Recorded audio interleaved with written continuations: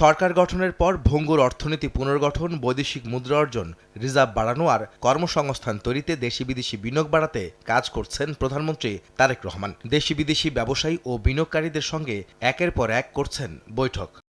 মঙ্গলবার সকালে সচিবালয়ের মন্ত্রিপরিষদ বিভাগের সভাকক্ষে American chamber of commerce AmCham প্রতিনিধি দল সাক্ষাৎ করেন প্রধানমন্ত্রীর সঙ্গে। সংগঠনটির সভাপতি ও মাস্টারকার্ডের ভাইস প্রেসিডেন্ট সৈয়দ মোহাম্মদ কামালের নেতৃত্বে প্রতিনিধি দল সাক্ষাতে অংশ নেয়। এ সময় সরকার প্রধান বলেন, বর্তমানে বাংলাদেশে বিনিয়োগের অনুকূল পরিবেশ আছে। আগ্রহী বিদেশি বিনিয়োগকারীদের সব ধরনের সহযোগিতায় প্রস্তুত তার সরকার। বৈঠকে উপস্থিত ছিলেন বাণিজ্য মন্ত্রী খন্দকার আব্দুল মুক্তাদির, প্রধানমন্ত্রীর ডাক, টেলিযোগাযোগ ও তথ্য প্রযুক্তি এবং বিজ্ঞান ও প্রযুক্তি বিষয়ক উপদেষ্টা রেহান আসিফ আসাদ এবং বিডার নির্বাহী চেয়ারম্যান আশিক চৌধুরী।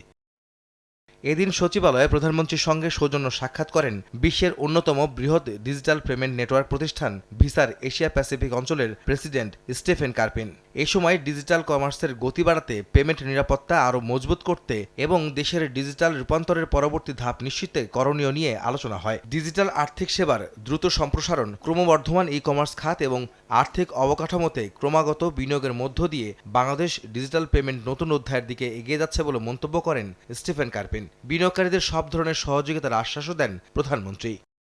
আহমেদ সালেহীন, সময় সংবাদ, ঢাকা।